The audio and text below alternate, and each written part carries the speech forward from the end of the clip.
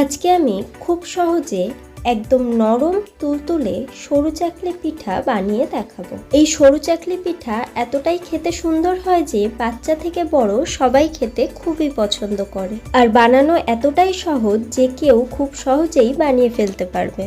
নমস্কার বন্ধুরা, welcome to my channel Puppy's World. সরু চাকলি বানানোর জন্য একটা পাত্রে 1 কাপ চালের গুঁড়ো আর পরিমাণ মতো নুন দিয়ে ভালো করে মিশিয়ে নিই। যেই বাটি মেপে চালের গুঁড়ো নিয়েছিলাম সেই বাটি মেপেই 1 বাটি উষ্ণ গরম জল এর মধ্যে দিয়ে দিই। পুরো জলটা দেখো টেনে নিয়েছে। এখন আমি এর মধ্যে আরো 1 বাটি জল দিয়ে ভালো করে মিশিয়ে নেব।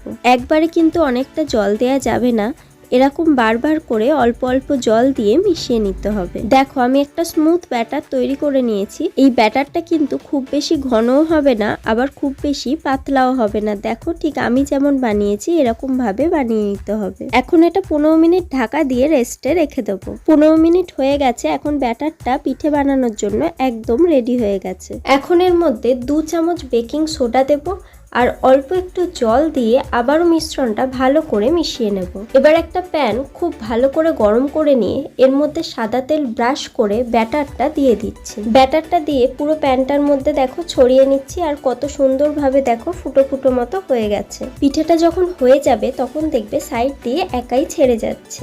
আমি হাত দিয়ে তুলে নিচ্ছি, তোমরা চাইলে খুন্তি দিয়েও তুলে নিতে পারো। এভাবে আমি সবকটা পিঠে বানিয়ে নিয়েছি। দেখো পিঠেগুলো ঠিক কতটা সুন্দর হয়েছে। এই পিঠে বানানোর জন্য এর মধ্যে কিন্তু বেকিং সোডাই দিতে হবে, বেকিং পাউডার দিলে কিন্তু হবে না। তাহলে দেখলে তো কত সহজেই আমি পিঠেগুলো বানিয়ে ফেললাম।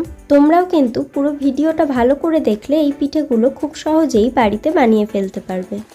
একটা পিঠে তোমাদের ছিঁড়ে দেখাচ্ছি, দেখো ঠিক কতটা নরম হয়েছে। রেসিপি ভালো লাগলে লাইক, শেয়ার, সাবস্ক্রাইব করো। দেখা হবে অন্য কোনো রেসিপি নিয়ে।